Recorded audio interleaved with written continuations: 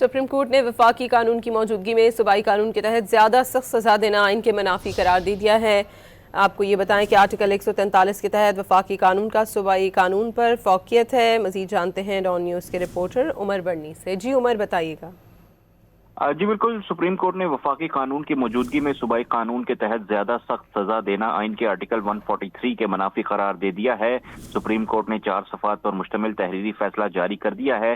Justice محمد ہاشم خان کاکڑ اور justice علی باقر نجفی پر مشتمل bench نے ساجد خان کی درخواست پر یہ فیصلہ سنایا۔ ساجد خان کو پشاور ہائی کورٹ نے صوبائی قانون کے تحت دی گئی سزا جو ہے وہ برقرار رکھی تھی۔ سپریم کورٹ نے قرار دیا ہے کہ F I R control of narcotic substances act 1997 کے تحت درج کی گئی تھی۔